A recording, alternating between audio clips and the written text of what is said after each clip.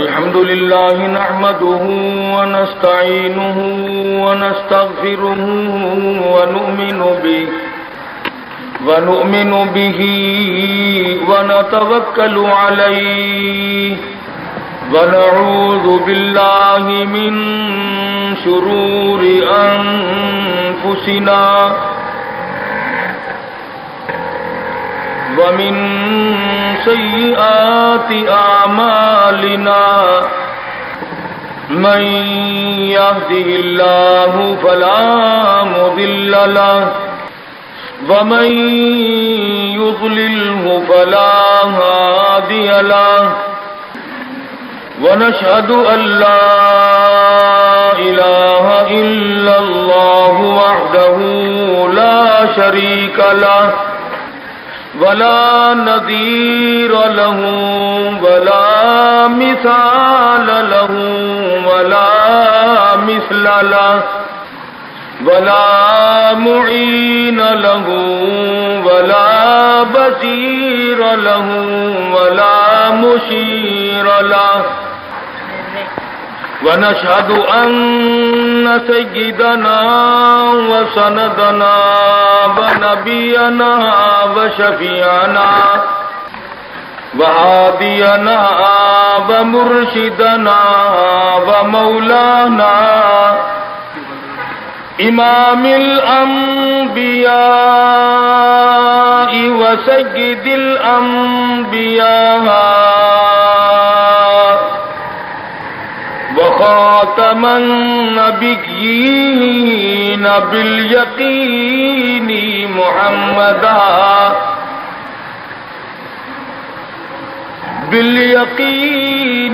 محمدا عبده ورسوله أرسله بالحق بشيرا ونذيرا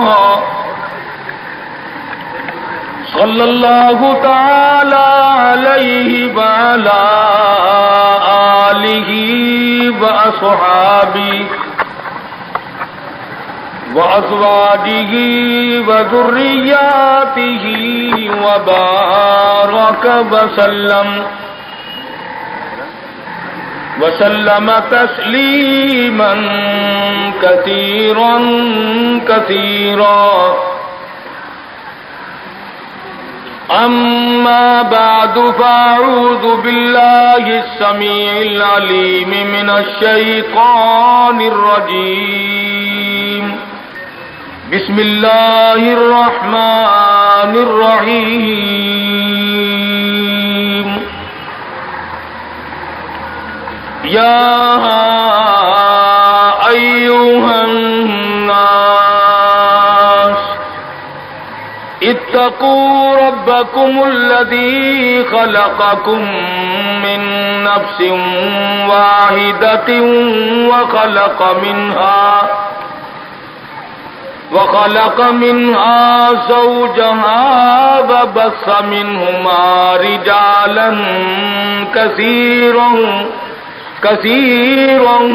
ونساء واتقوا الله الذي تساءلون به والأرحام إن الله كان عليكم رقيبا. وقال النبي صلى الله تعالى عليه وسلم النکاح من سنتی فمن رغب عن سنتی فلیس منی. وقال النبی صلی اللہ تعالی علیہ وسلم من لم يرحم صغیرنا ومن لم يوقر کبیرنا فلیس منا. وقال النبی صلی اللہ تعالی علیہ وسلم من احیا سنتی عند فساد امتی فلہ اجر 100 شہید. وقال النبی صلی اللہ تعالی علیہ وسلم اذا ظهر الفتن والبدع فليظهر العالم علمه ومن لم يفعل فعليه لعنة الله والملائكة والناس أجمعين صدق الله مولانا العلي العظيم وصدق رسوله النبي الكريم ونحن على ذلك لمن الشاهدين والشاكرين والحمد لله رب العالمين. درود شریف. اللهم صل على محمد وعلى آل محمد كما صليت على إبراهيم وعلى آل إبراهيم إنك حميد مجيد. اللهم بارك على محمد وعلى آل محمد كما باركت على إبراهيم وعلى آل إبراهيم إنك حميد مجيد. قرآن کریم کی یہ آیات اس وقت تلاوت کی گئی سورہ نساء کی ابتدائی چند آیات ہیں. امام الانبیاء محبوب کبریا حضرت محمد الرسول اللہ صلی اللہ تعالی علیہ وسلم کے ارشادات میں سے 2-3 حدیث پاک کی تلاوت کی ہے. خداوند کریم اپنے فضل و کرم سے اس آیت کی تشریح اور حدیث پاک کا مفہوم سمجھانے کی توفیق عطا فرمائے. یہ محفل، یہ مجلس ایک شادی کے سلسلے میں، اسی کی تقریب سعید کے سلسلے میں منعقد کی گئی. بہت اچھی بات ہے کہ اللہ اور اس کے رسول صلی اللہ علیہ وسلم کے ذکر خیر سے کسی شادی کی ابتدا کی جائے. اگر ہر آدمی یوں کرنے کی کوشش کرے تو لوگوں کے دماغ درست ہو جائیں گے، مگر وقت لگے گا. لوگ گانے بجانے کے عادی ہو گئے، فسق و فجور کی زندگی میں اپنے آپ کو محو رکھنے کے عادی بن گئے. نام کے مسلمان رہ گئے، کام کے مسلمان قبروں میں چلے گئے. آج مردوں کو بھی عورتوں کو بھی تعجب ہوتا ہے. اس نے کہا بھائی آج یہاں کیا بات ہے کہ جی شادی ہوگی، کہ یہ تو جلسہ ہے. شادی میں تو کسی فلمی ایکٹرس کا ناچ گانا بجانا ہونا چاہیے، اور تمہارے یہاں کراچی میں تو فلمیں دکھانی شروع کر دی. ساری دن دولت کی بات ہے اور کچھ نہیں. ہماری اگر بات آج نہیں سنتے تو وقت آئے گا کہ یاد کرو گے. اس لیے کہتا کہ رنگ لائے گی ہماری فاقہ مستی ایک دن، رنگ لائے گی ہماری فاقہ مستی ایک دن، مٹ جائے گی اے ستم گر تیری ہستی ایک دن. بڑوں بڑوں کو ہم نے سیدھا ہوتے دیکھا. جب مصیبت کا چکر پڑتا ہے، جب پریشانیوں کا ازدحام آدمی کے اوپر ہوتا ہے، ہوش نہیں آتا، پھر آدمی مسجد کا رخ کرتا ہے، لمبی لمبی دعائیں مانگتا ہے. اسی کو قرآن کریم کہتا ہے وَإِذَا أَنْعَمْنَا عَلَى الْإِنسَانِ أَعْرَضَ وَنَأَىٰ بِجَانِبِهِ. جب آرام پہنچتا ہے، کاروبار صحیح چلتا ہے تو کروٹ نہیں بدلتے. اللہ کا نام لینے کی توفیق نہیں رہتی. خداوند کریم کو یاد کرنے کے لیے وقت نہیں ملتا. اتنا لمبا پہاڑ شادی کا بنا دیا، غریب آدمی کے بس کی بات نہ رہی. قرآن کریم کہتا ہے بادشاہت موجود ہو، دولت موجود ہو، سارا کاروبار صحیح چلتا ہو، وَإِذَا أَنْعَمْنَا عَلَى الْإِنسَانِ أَعْرَضَ وَنَأَىٰ بِجَانِبِهِ.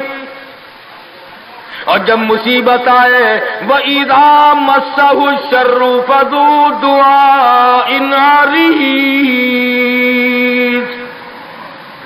بڑی لمبی لمبی دعائیں مانگتا ہے، سجدے میں پڑھ کے روتا ہے، اے پروردگار، او میرے رب، میرے حال پہ کرم فرما۔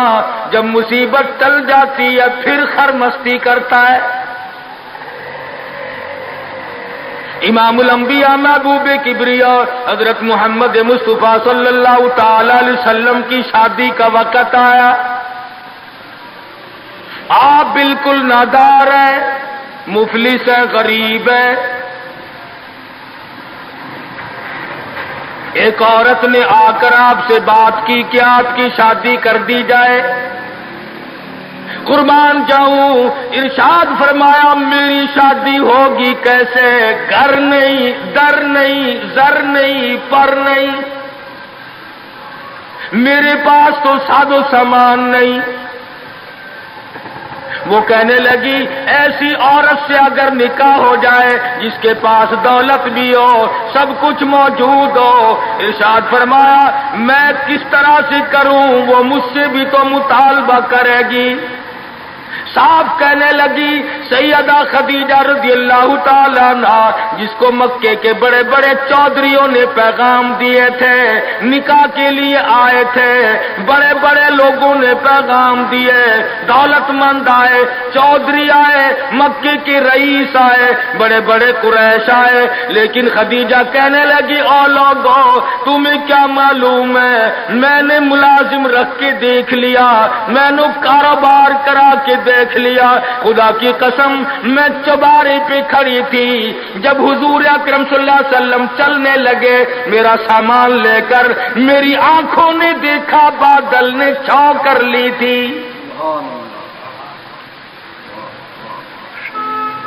بادلوں نے چھو کی، میری آنکھوں کے سامنے سورج کی تپش زیادہ تھی، حضور کے سر پہ آ کر بادلوں نے چھاؤ کی۔ او لوگوں میں تو ان کے بادلوں کے چھاؤ میں آنا چاہتی ہوں، میں غریب بے شک ہے، وہ یتیم ہیں، لاوارث ہیں، ان کا کوئی نہیں، میں اپنے آپ کو ان کے قدموں پہ نثار کرنا چاہتی ہوں۔ چنانچہ تیاری ہوئی، حضور نے فرمایا میں کیا تیاری کروں، میرے پاس تو کچھ نہیں، شہنشاہ کائنات ہو، عبداللہ کے بیٹے ہو، آمنہ کے درے یتیم ہو اور پلے کچھ نہیں۔ ابو طالب نے نکاح کا خطبہ پڑھا، سیرت کی کتابوں میں موجود ہے، مقدمہ ابن خلدون میں، دیگر کتابوں میں ابو طالب کے یہ الفاظ ہیں، او لوگوں آج اگرچہ میرے بھتیجے کے پاس دھن دولت نہیں، حکومت نہیں، تجارت نہیں، لیکن میرا یقین کہتا ہے ایک وقت آئے گا ساری دنیا کی دولت قربان کر دی جائیں گی۔ حضور اکرم صلی اللہ تعالی علیہ وسلم کا سب سے پہلا نکاح سیدہ خدیجہ رضی اللہ تعالی عنہا کے ساتھ ہوا، اور حضور نے یہ ثابت کر دیا آقا دو عالم صلی اللہ علیہ وسلم کی عمر مبارک 25 سال ہے اور سیدہ خدیجہ کی عمر 45 سال ہے۔ آج اس قسم کی شادی کر کے تو دیکھے کوئی۔ تم خاموش ہو کے بیٹھو یا نیچے اتر جاؤ یہاں سے۔ تو عرض کر رہا تھا عمر کا تناسب نہیں، نبی نے ہر اس رسم کو توڑا، ہر اس ذوم باطل کی تردید کر دی عملی طور پر، جس کو دنیا کے لوگ چلا کرتے تھے اور بازاروں میں تنتنایا کرتے تھے۔ یہ کوئی مناسبت ہے کہ حضور کی عمر شریف 25 برس ہے اور خدیجہ کی عمر 45 برس ہے؟ عمر والے مسئلے کو ختم کر دیا گیا۔ حضرت خدیجہ اور پھر کمال یہ کہ اللہ پاک نے اس ہی مائی کے پیٹ سے اولاد دی جس کی عمر حضور سے دگنی تھی۔ آج تو اگر تھوڑی سی عمر زیادہ ہو جائے لڑکی کی پھر تو لوگ فتا لے کر کے آتے ہیں کہ میاں ناپ کے دیکھو پہلے کتنی بڑی ہے۔ کون زوم کرتا ہے، کون گمان کرتا ہے؟ پچھلے سال میرے پاس ایک آدمی آیا اور کہنے لگا قاری صاحب ایک دعا کر دے۔ میں نے کہا کی کہ پہلے تو لڑکی کا رشتہ مانگنے کے لیے کافی لوگ آتے تھے، ہمیں ہوش نہ آیا، اب عمر کچھ زیادہ ہو گئی، اب کوئی مانگتا ہی نہیں۔ میں نے کہا دریا چناب میں دھکا دے دو، اب لے گا کوئی نہیں۔ پتہ چلا شرافت بڑی چیز ہے، طہارت بڑی چیز ہے. یہ عمر کا بھی مسئلہ جو ہے یہ دیکھنے آج کل اگرچہ دیکھنا پڑتا ہے لیکن اس کی مناسبت کوئی نہیں. اگر لڑکی کی عمر زیادہ ہو تو حضور کے عمل نے پہلے یوں تردید کر دی، اور پھر ایسا وقت بھی آیا کہ حضور اکرم صلی اللہ علیہ وسلم کی عمر مبارک تقریباً 42 برس ہے اور سیدہ عائشہ صدیقہ رضی اللہ تعالی عنہا کی عمر 6 برس ہے. حضور کے عمل نے اس بات کو بھی توڑ دیا کہ اگر لڑکے کی زیادہ عمر ہو جائے تو کوئی بات نہیں، سنت کے خلاف نہیں ہے، شریعت کے خلاف نہیں ہے.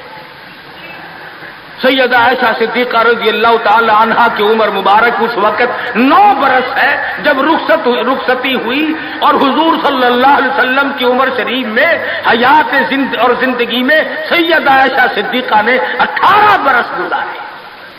تو میں عرض کر رہا تھا سیدہ خدیجہ رضی اللہ تعالی عنہا کا جب انتقال ہو گیا تو بچیوں کا تمام دیکھ بھال، نگرانی اور سارا اہتمام حضور کے گلے میں آ پڑا.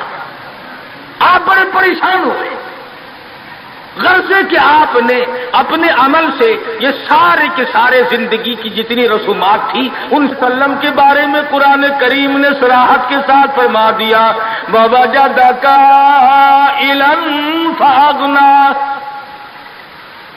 اور میرے نبی، ہم نے خدیجہ کے مال کے ساتھ آپ کو بے نیاز اور مستغنی بنایا. خدیجہ رضی اللہ تعالیٰ عنہ مکے کی تاجرہ تھی، مکے کی رئیسہ تھی، مکے کی بہت بڑی دولت مند تھی، لیکن گھر میں حضور کے آ کر پھر یہ ہاتھ نہیں رکھا یہ دولت میری ہے، یہ مال میرا ہے، حضور کے سپرد کر دیا. اور میرے آقا میری جان بھی، میرا دل بھی، میرا ایمان بھی، میرا مال بھی، سارے کا سارا آپ کے حوالے. سیرت کی کتابوں میں موجود ہے، حضور نے فرمایا خدیجہ عورت ذات ہے، میرے حوالے مال کرے گی، کل کو ختم ہو جائے گا، پچھتائے گی.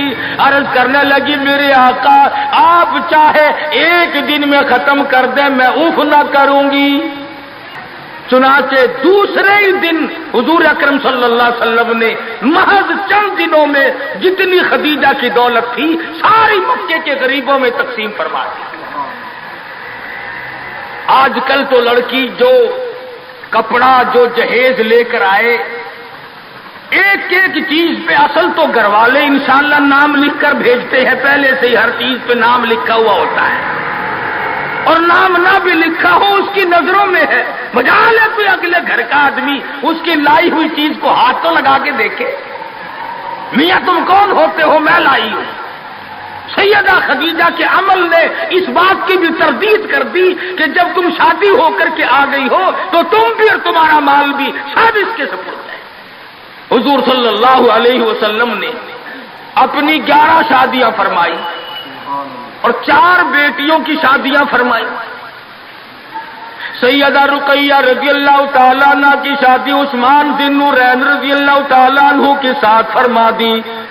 دونوں کے دونوں میاں بیوی ایک جگہ بیٹھے تھے، حضور تشریف لے آئے، فرمانے لگے رب اکبر کی قسم میں نے ساری زندگی میں اتنا حسین جوڑا نہیں دیکھا. اور حضرت رقیہ رضی اللہ تعالیٰ عنہ نے حضرت عثمان کے ساتھ لگ کر حبشے کی ہجرت فرمائی، پھر مدینہ منورہ کی ہجرت فرمائی. اس لیے قرآن کریم نے فرما دیا یا ایھا الناس، اے لوگوں، او انسانوں، او آدمیوں، او مردوں، اے عورتوں، اتقوا ربکم، ڈرو اپنے پروردگار سے. کس معاملے میں ڈریں، کن حالات میں ڈریں، کیا کرتے ہوئے ڈریں. ربکم الذی خلقکم من نفس واحدۃ وخلق منها زوجها وبث منهما رجالا کثیرا ونساء. اے لوگوں ڈرو اس پروردگار سے تمہیں ایک آدمی سے اور ایک عورت سے پیدا کیا گیا، یعنی آدم علیہ السلام سے اور حضرت حوا سے تمہیں پیدا فرمایا پروردگار عالم نے۔ اس لیے قرآن کریم کا مطلب کیا ہے، مقصد کیا ہے، منشا کیا ہے یوں ڈرانے سے، کس لیے ڈرا رہے ہیں؟ خداوند عالم فرماتے ہیں اگر تو امیر آدمی ہے، لڑکی غریبوں کی ہے تو مجھ سے ڈر جا۔ یہ عیب نہ بنا کہ لڑکی غریب کی ہے میں امیر ہوں، کیوں؟ میں وہ بے نیاز ہوں، شام کو سوئے لکھا پتی، صبح کو اٹھے تو ٹکڑوں کا محتاج۔ میں ایسا بھی کر دیتا ہوں، شام کو سوئے بادشاہ، صبح کو اٹھے تو جیل کی کوٹڑی میں پڑا۔ میں ایسا بھی کر دیتا ہوں کہ کروڑوں کا مالک ہے، اگر موت آ گئی تو کفن چندے کا پڑ رہا ہے۔ فرمایا لڑکی والوں کو یہ حق نہیں کہ وہ لڑکے کے بارے میں یہ کہیں کہ یہ تو غریب ہے، ہم اس کو کیسے دیں۔ آؤ پھر قرآن کریم سے پوچھ لیں، ہم مسلمان ہیں، ہمارا قرآن پہ ایمان ہے، محمد عربی صلی اللہ علیہ وسلم کے فرمان پہ ہم سب کا ایمان ہے۔ آؤ قرآن سے پوچھے کہ لڑکا لڑکی کی جب شادی کرنے کی نوبت آئے تو کیا دیکھنا چاہیے، کیا ڈھونڈنا چاہیے، کیا تلاش کرنا چاہیے۔ قرآن کریم سے ہم نے پوچھا کیا بنگلہ دیکھے، فرمایا نہیں۔ آج بنگلے والا کل کو قبر میں ہو سکتا ہے، آج بنگلے والا کل کو فٹ پاتھ پہ سو کر کے وقت کاٹنے والا بن سکتا ہے۔ کوٹھی والا تلاش کریں، فرمایا نہیں۔ کوئی اونچی ملازمت والا، اونچی پوسٹ والا لڑکا تلاش کرے، فرمایا نہیں۔ زیادہ لکھا پڑھا دیکھیں، فرمایا نہیں۔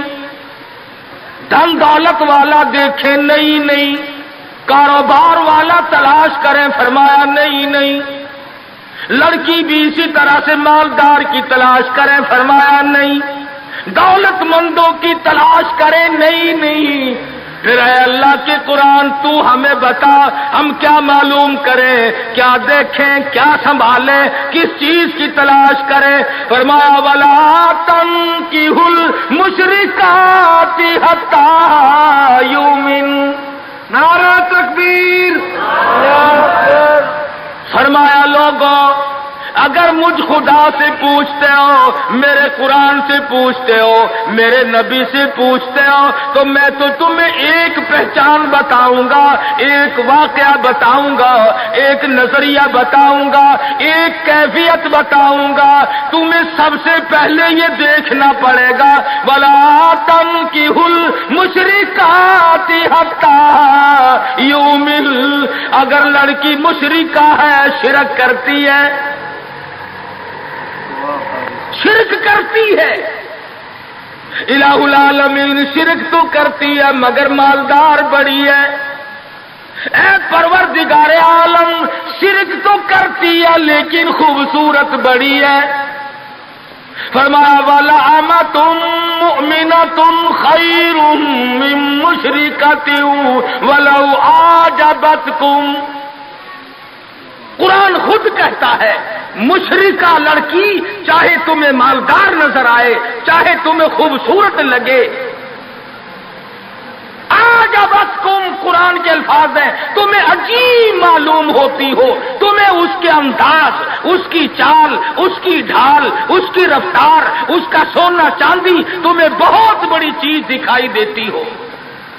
فرمایا اسی طرح سے لڑکے کا وَلَا تُنكِحُوا الْمُشْرِكَاتِ حَتَّىٰ يُؤْمِنُوا وَلَعَبْدٌ مُؤْمِنٌ خَيْرٌ مِّن مُّشْرِكٍ وَلَوْ أَعْجَبَكُمْ۔ الہ العالمین لڑکا شرک تو کرتا ہے مگر مالدار بڑا ہے، لڑکا شرک میں تو ڈوبا ہوا مگر خوبصورت بڑا ہے۔ قرآن کا اعلان سنو، پیغام سنو، فرمایا شرک سے بچنا، سب سے پہلے لڑکے لڑکی کا عقیدہ دیکھنا، اگر عقیدہ صحیح ہوگا تو بات بنے گی، اگر غلط عقیدے کی لڑکی آ گئی خاندان کا بیڑا غرق کر دے گی۔ حافظ جمال صاحب بولی شاہ قلندر رحمت اللہ علیہ پانی پت میں مزار ہے. میں اب ہندوستان گیا تھا تو اب بھی حاضری دینے گیا تھا. ہم اولیاء کرام کو بڑا مانتے ہیں. میں بولی شاہ قلندر رحمت اللہ علیہ کے مزار پہ گیا اور رات وہیں ٹھہرا. مولانا حالی پانی پتی کی قبر بھی وہی اور بولی شاہ قلندر کا مزار بھی وہی. تو لکھا ہے کہ جس وقت بولی شاہ قلندر رحمت اللہ علیہ پیدا ہوئے تو بڑے روئے, بہت روتے تھے. تو ایک بزرگ آئے جنہوں نے ان کے والد کو مبارکباد دی کہ بچے کی مبارک ہو. انہوں نے کہا حضرت مبارک تو آپ دے رہے ہیں مگر بچہ جس دن سے پیدا ہوا اتنا رو رہا ہے کہ ناک میں دم کر دیا. فرمایا میرے پاس تو لاؤ ذرا. لے آئے.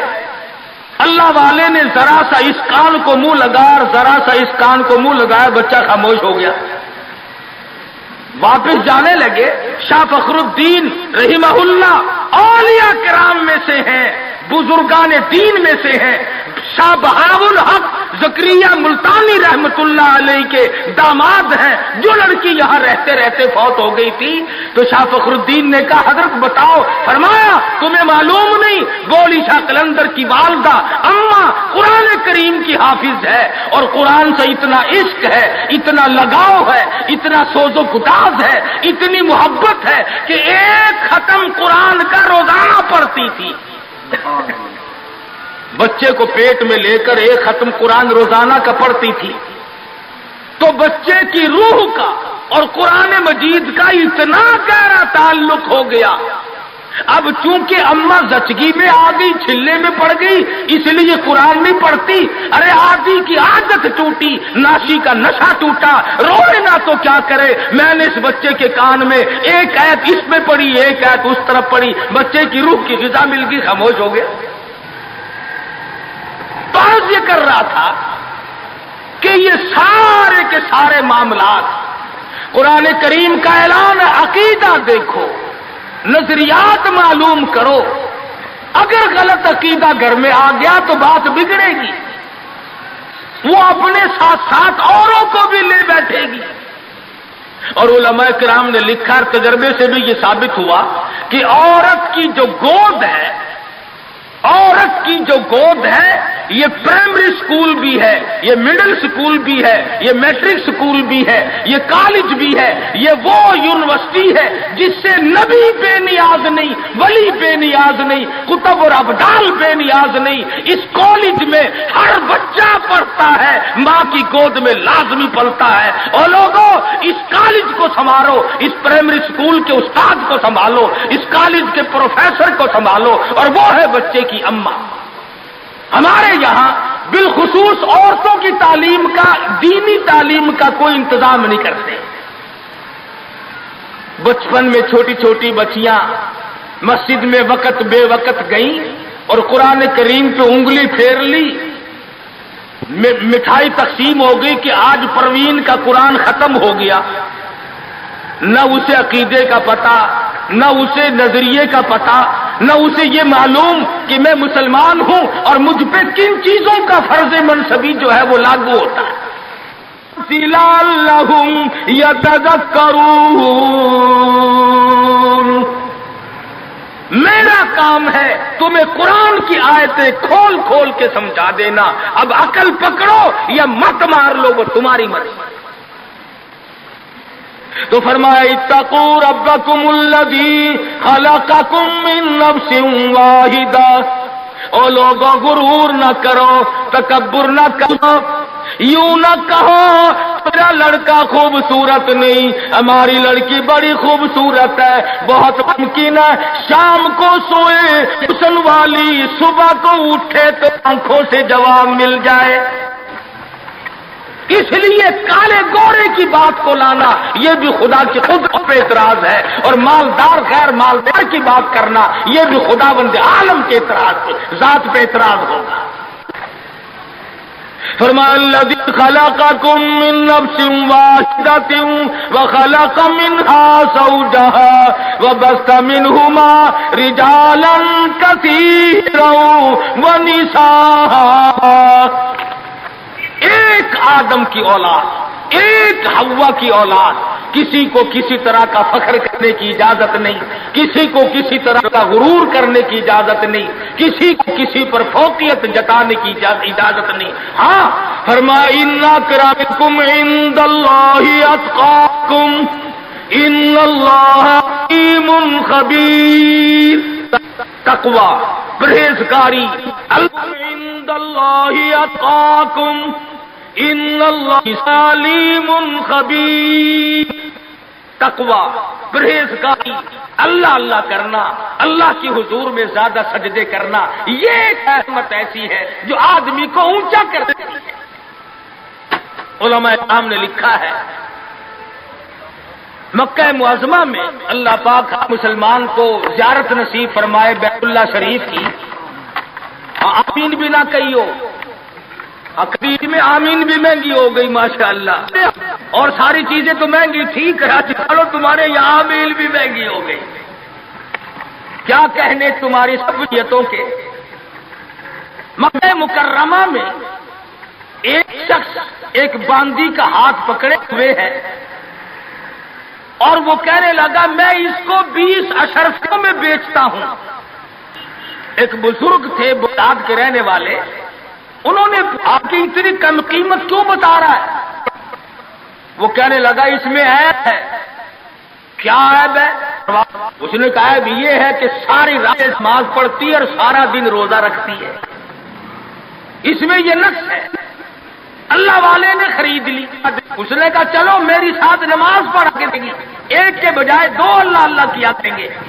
چنانچہ عشاء کی نماز کے بعد اس باندی نے پوچھا کہ اے میرے مالک کوئی کام ہے میرے متعلق؟ کہا کوئی نہیں۔ لکھ ہے کہ عشاء کی نماز کے بعد مصلی پہ کھڑی ہوئی تھی، صبح کی اذان ہو گئی، قرآن پڑھتی رہی ساری عمر، اور جب دن آیا تو کہنے لگی اللہ والے تم بغداد میں رہتے ہو، کوئی قرآن سنو۔ انہوں نے 2 آیتیں پڑھی، ہوش ہو گئی، منہ پہ پانی کے چھینٹے پڑے، پھر ہوش آیا، پھر قرآن کی 2 آیتیں پڑھی۔ سورت حدید پوری نہ پڑھ سکے تھے، ایک ہماری اور جان دے۔ کیسا ذوق تھا، کس قسم کی محبت تھی اللہ پاک جانوں سے، اور کیا ایمان تھا کہ قرآن کریم کی شہید ہو گئی، کوئی تلوار شہید ہوگا، کوئی لوہا شہید بنے گا، کوئی پتھر کھا کے مرے گا، ڈوب کے مرے گا، کوئی آگ میں جل کے مرے گا، کوئی ایکسیڈنٹ میں مرے گا، یہ اللہ والی خدا کا قرآن سن کے مرے گا۔ آج ہمیں یہ بات کہاں نصیب ہے؟ حضور اکرم کہو صلی اللہ علیہ وسلم نے صحابہ کرام کو نکاح کی سنتوں کی تعلیم دی۔ ہمارے یہاں تو اتنا بکھیڑا بنا دیا کہ اب سنتوں کی تاریخوں کو کوئی پوچھتا ہی نہیں۔ حالانکہ خداوند عالم روزہ اپنی قدرت کے تماشے دکھاتے ہیں۔ ابھی ہفتہ نہیں ہوا، ایک بس فیصلہ آباد سے بارات لے کر کے چلی، اور ایک بس لاہور سے بارات لے کر کے چلی، شیخو پورے کے قریب تصادم ہوا، 9 آدمی ایک طرف سے، 7 آدمی ایک طرف سے، 3 آدمی موقع پہ مر گئے۔ دلہا بھی، دلہے باپ بھی، ماں بھی، بھائی بھی، سارا خاندان ختم ہو گیا۔ کیا پروگرام لے کر کے چلے ہوں گے، کیا ارادے لے کر کے چلے ہوں گے کہ یہ خوشی منائیں گے۔ لاہور کے جس محلے میں دلہن آنا تھا، ہم اس محلے میں ٹھہرے ہوئے تھے، سجا رکھا ہے، یہاں مسحری بچھائی ہے، یہاں سامان رکھیں گے، یہاں فرج رکھا جائے گا، یہاں پنکھے رکھے جائیں گے، یہاں پر تمام مہمان ٹھہریں گے۔ خود قسم انتظار ہے سامان کا، اور کچھ دیر کے بعد 7 آدمیوں کے چھیچڑوں اور گٹھڑیوں کی گٹھڑیاں بن کے آئیں۔ اس لیے ہمیں ہر حال میں اللہ پاک کے قہر اور غضب سے ڈرنا چاہیے، ڈرتے نہیں۔ ہمارے ملتان میں ایک بہت بڑے ٹرانسپورٹ نے اپنی بچی کی شادی کا پروگرام بنایا، تو بارات بھی بہت بڑی آنی تھی، بڑے گاڑے ہو رہے تھے اور بڑا ٹھیٹر تماشا کھانا پکانا۔ اچانک ٹیلی فون ہے کہ شور کوٹ کے پاس ٹکر ہو گئی، ساری کار ختم ہو گئی، جس میں لڑکا تھا وہ بھی ختم ہو گیا۔ تو کسے معلوم صبح کیا ہو جائے گا اور شام کو کیا ہو جائے گا، کل کیا ہو جائے گا، کون جانتا ہے؟ یہ تو آج ہم بدنصیب لوگ ہیں، اللہ کی ذات پر ہمارا یقین نہیں، اور فال کھولنے والوں پر یقین کر لیتی ہیں، عورتیں بھی اور مرد بھی۔ ہاتھوں کی لکیر دیکھ کر لوگ تقدیر بتاتے ہیں، ساری عمر قرآن پڑھنے کے بعد اپنی تقدیر کا پتہ نہیں۔ میں کہتا ہوں کہ نبی کو اپنی تقدیر کا علم نہیں کہ صبح کیا ہوگا، رسول کو علم نہیں، وقت کو علم نہیں، اور یہ فٹ پاتھ پہ بیٹھ کر لوگوں کے ہاتھوں کی لکیر دیکھ کر تقدیر بتاتے ہیں، دس پر یقین کیا جاتا ہے۔ ہم ہیں مسلمان۔ ایک مرتبہ لاہور میں فٹ پاتھ پہ بیٹھا ہوا آدمی لوگوں کے ہاتھوں کی لکیر دیکھ رہا تھا اور تقدیر بتلا رہا تھا۔ بڑے لوگ کھڑے تھے، اچھے خاصے بڑے لوگ۔ کسی کو کہتا تھا تجھے بڑی اونچی ملازمت ملے، بہت اونچی پوسٹ پہ تو جائے گا۔ بس بابو جی اکڑ جاتے تھے، کیا کرنا، بس کیوں جی گورنر سے کم تو نہیں ہوں گا نا۔ اور ایک کو وہ لکیریں دیکھ کے کہنے لگا کہ تمہاری بہت فرسٹ لیڈی کے ساتھ شادی ہوگی۔ تو وہ تو بہت ہی چوڑا ہو گیا، اس نے کہا کیا بات ہے۔ اور لوگ پیسے بھی دے رہے تھے اور تقدیر لکھ رہے تھے۔ ہم مجمع میں کھڑے تھے، میں نے اپنے دوستوں سے کہا کہ یار آؤ ذرا ہم بھی دیکھیں تقدیر بتانے والا ایسا ہے یہ۔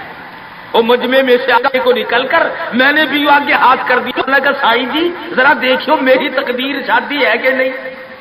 وہ بدبخت اچھی طرح دیکھی بھی نہیں، میرا ہاتھ جھٹک کر کے کہنے لگا نہیں تیری شادی نہیں ہوتی۔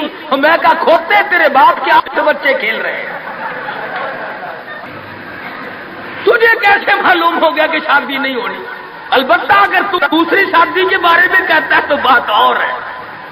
وہ سارا اس کا کھیل ختم ہو گیا۔ غلط چیز، غلط عقیدے کی طرف بہت جلدی لوگ بھاگ جاتے ہیں، صحیح بات کی طرف محمد عربی صلی اللہ علیہ وسلم نے لوگوں 23 برس قرآن سنایا، فرمان بتایا، صحابہ کرام کا لشکر تیار کیا، ان کی زندگیوں میں انقلاب برپا کر دیا۔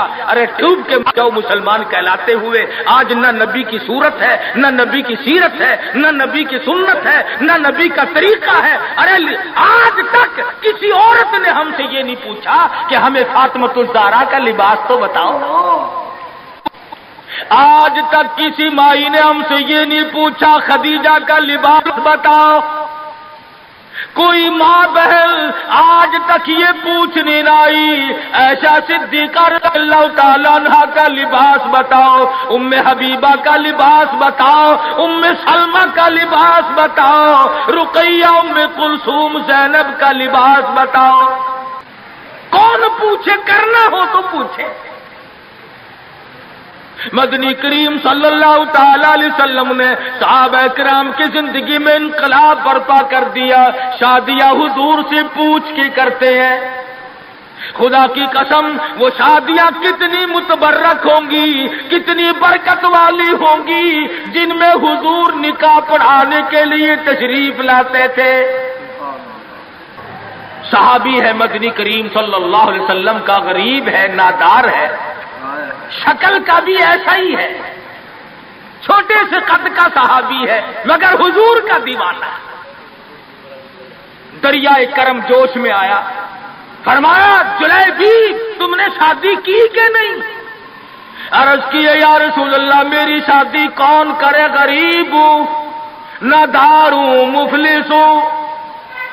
فرمایا جا فلاں صحابی کے پاس چلا جا، اس کے پاس لڑکی ہے، میری طرف سے جا کے پیغام دے دے۔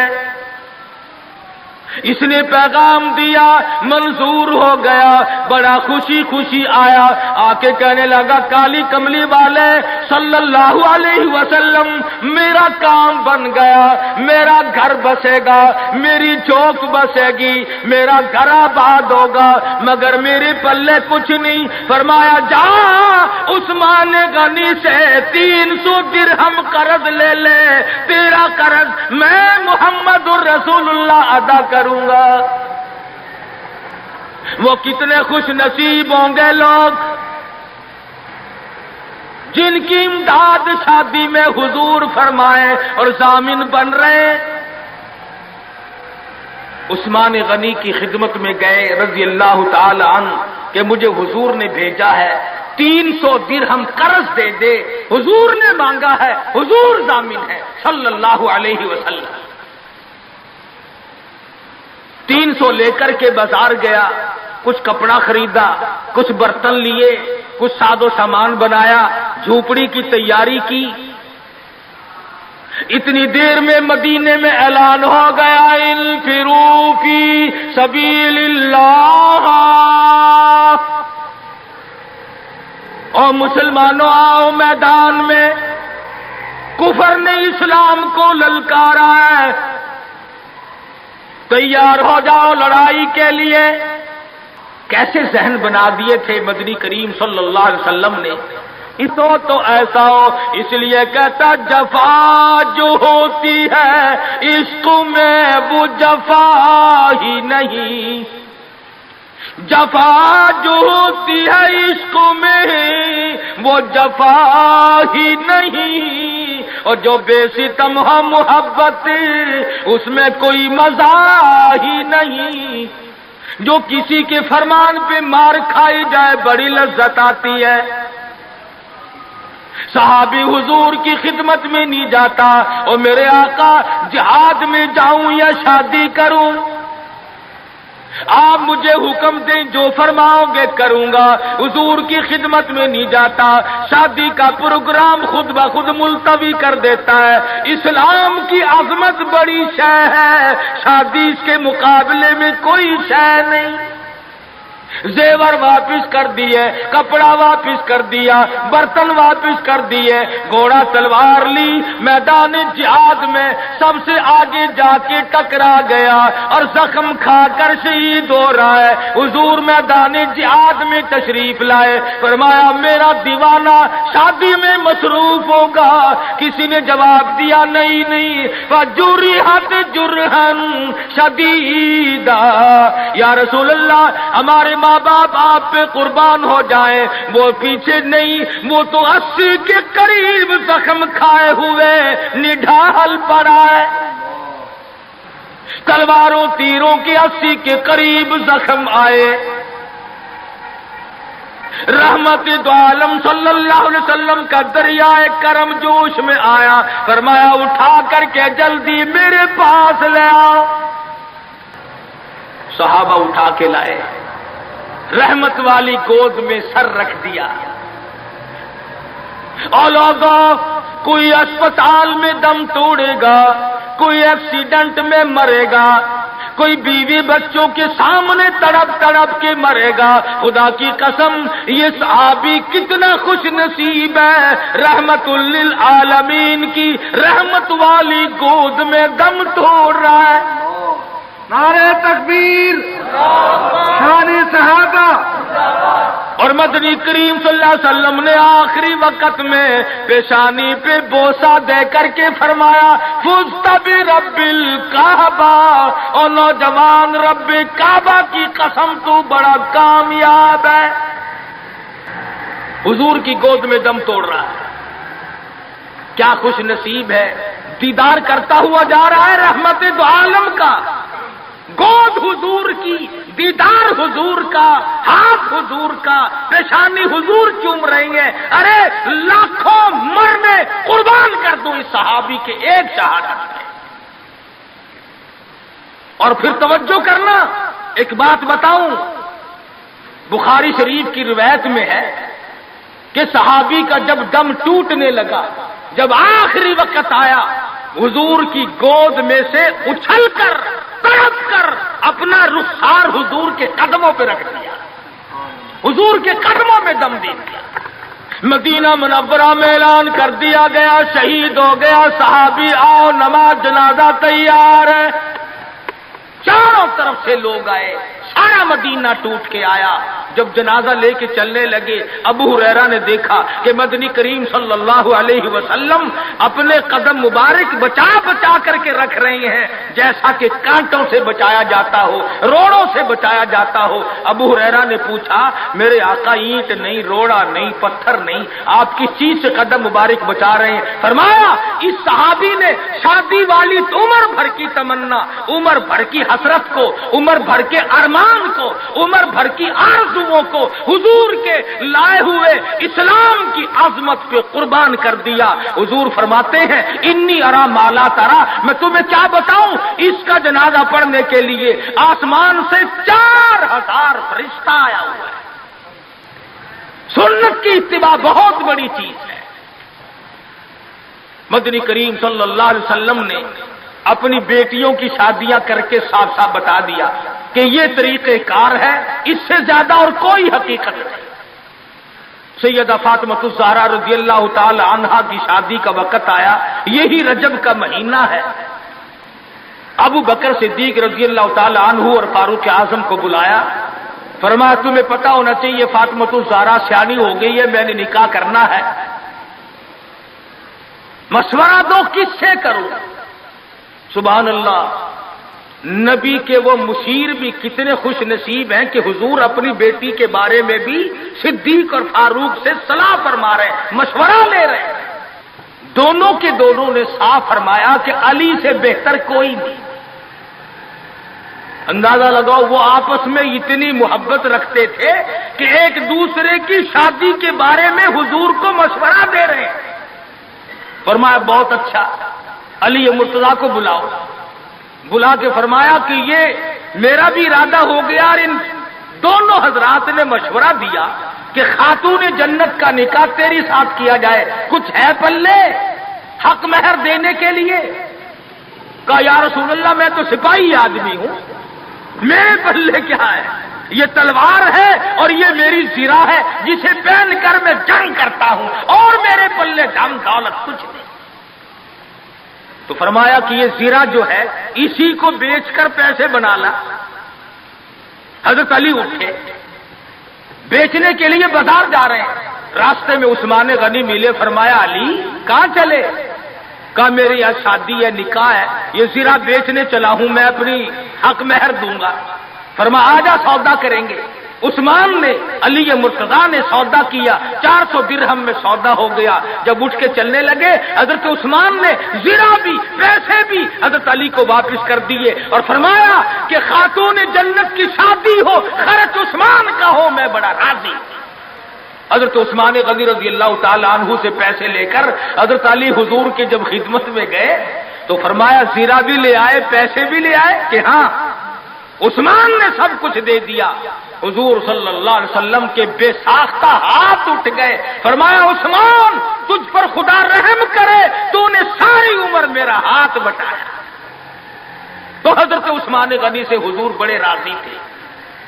ایک چکی خریدی گئی، ایک مشکیزہ خریدا گیا، اور حضور صلی اللہ علیہ وسلم نے سادگی کے ساتھ نکاح فرمایا اور رخصت کر دیا، اور خود حضور سر پہ ہاتھ پھیر کر رخصت فرمانے کے لیے تشریف لے گئے اور برکت کی دعا کر کے واپس آ گئے۔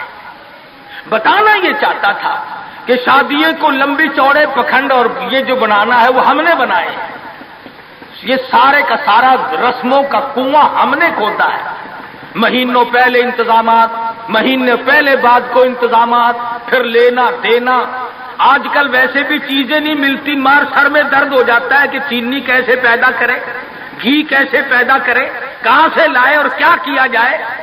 میں یہ کہتا ہوں کہ لوگوں سادگی پہ آ جاؤ، نبی کی سنت پہ آ جاؤ، نبی کی غلامی میں آ جاؤ، اللہ اور اس کے رسول کے فرمان پہ آ جاؤ، سارے مسئلے چٹکیوں میں حل ہو جائیں گے انشاءاللہ۔ کوئی تکلیف نہیں کسی کو ہوگی، بالخصوص شادی کے بارے میں۔ آج غریب آدمی سوچتا ہی رہ جاتا اور بنتا ہی کچھ نہیں۔ تو صحابہ کرام نے اپنی زندگیوں میں ایسی تبدیلی کی تھی۔ سیدنا سلمان فارسی نے حضرت طلحہ سے کہا کہ طلحہ فلاں صحابی کے پاس لڑکی ہے، میں نکاح کر لوں گا، میرا بھی گھر بس جائے گا، ذرا تو پیغام دے کے آ۔ حضرت طلحہ جب پیغام دینے گئے، تو گھر والوں نے کہا کہ بھئی سلمان کو تو ہمارا پروگرام نہیں بنتا، البتہ اگر تو چاہے تو ہم ابھی نکاح کرتے ہیں۔ انہوں نے کہا چلو میرا ہی کر دو، وہ نکاح ہو گیا۔ 8 دن یا 15 دن یا مہینے کے بعد حضرت سلمان کی نظر پڑی، فرمایا طلحہ یار تیرے ذمے کام لگایا تھا، جواب نہیں دیا۔ حضرت طلحہ نے گردن جھکا دی، فرمایا میں شرم کے مارے تیرے پاس نہ آیا، گیا تو تیرے لیے تھا، انہوں نے میری ساتھ نکاح کر دیا، تجھ سے ملتے ہوئے شرم آئی، تیرے کام گیا تھا، میں نے اپنا کام کر لیا۔ سلمان فارسی کا عمل دیکھو، نبی کی صحبت کا اثر تو دیکھو، نبی کی نظر کرم کا جلوہ تو دیکھو۔ سلمان نہ رو پڑے، فرمایا طلحہ مجھے تجھ سے خود شرم آتی ہے، مقدر میں تو تیرے تھی، میں بیچ میں ٹانگ کیوں اڑا رہا تھا۔ آج ہمارے میاں یہ میری مانگ لے کے چلے ہو، میں دیکھ لوں گا تم کیسے بچو گے۔ روزانہ اخبارات میں قتل آتا ہے، یوں منگیتر کو بھی مار دیا اور دوسرے کو بھی مار دیا، اور بے ایمانوں مارنا مرانا چھوڑ دو، کیا قصہ ہے یہ؟ تو میں عرض کر رہا تھا کہ یہ ساری زندگی شادی کی ہو غمی کی ہو ہماری حضور اکرم صلی اللہ علیہ وسلم کے فرمان کے مطابق ہونی چاہیے، پھر ہماری خوشیاں بھی رہیں گی، اور جتنی سادگی برتو گے اتنا ہی اس میں فائدہ ہوگا۔ افزائش نسل کے لیے اللہ پاک نے ایک ذریعہ بنایا۔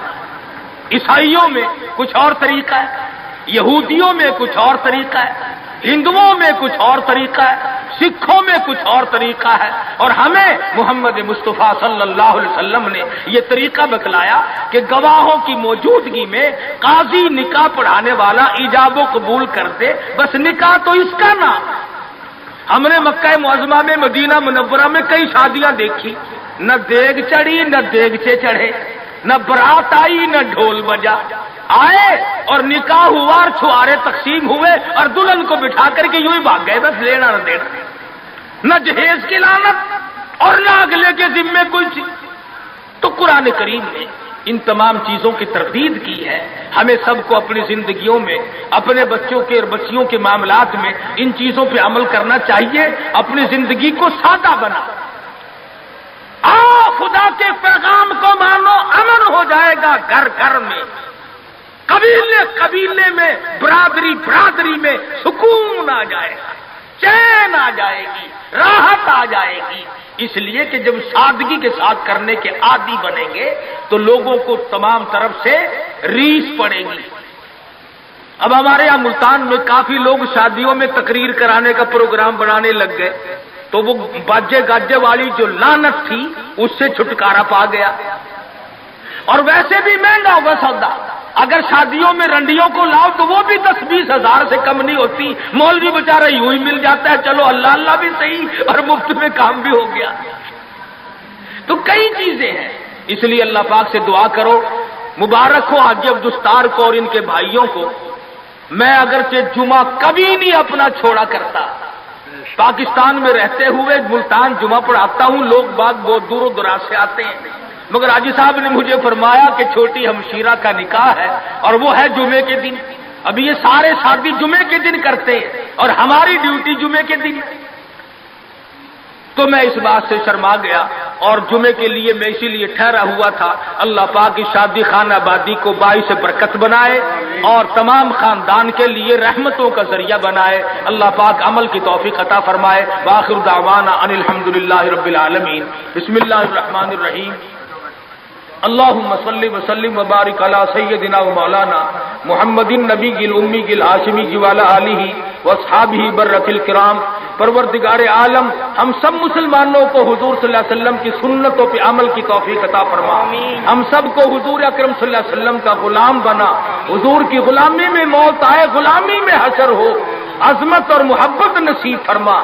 یا اللہ جتنی مشکلات بچے والوں کے لیے، بچیوں والوں کے لیے ہیں، یا اللہ سب کو آسان فرما دے، یا اللہ سب کی پریشانیوں کو دور فرما دے، اور ہر ماں باپ کو اس فرض منصبی سے ادا ہونے کے حالات اور اسباب پیدا فرما دے۔ یا اللہ سب کی بچیوں کو عزت آبرو کے ساتھ اٹھا، اور تمام مسلمانوں کو حضور اکرم صلی اللہ علیہ وسلم کے فرمان کے مطابق ان کاموں کو کرنے کی توفیق عطا فرما. ہم سب کی عزت آبرو اور جان مال کی حفاظت فرما. سب بیماروں کو شفا عطا فرما. سب کی پریشانیوں کو دور فرما. سب کی مشکلوں کو آسان فرما. ہم سب کے والدین کی مغفرت فرما. ہم سب کے باپ دادا بڑے بزرگوں کی بخشش فرما. الہی جتنے بھی مسلمان مرد عورت قبروں میں چلے گئے سب کی بخشش فرما دے. ہم سب کو جنت الفردوس عطا فرما. جہنم کے دردناک عذاب سے محفوظ فرما. ربنا تقبل منا انک انت السمیع العلیم وتب علینا انک انت التواب الرحیم. صلی اللہ علی حبیبہ محمد وآلہ وصحبہ اجمعین برحمتک یا ارحم الراحمین.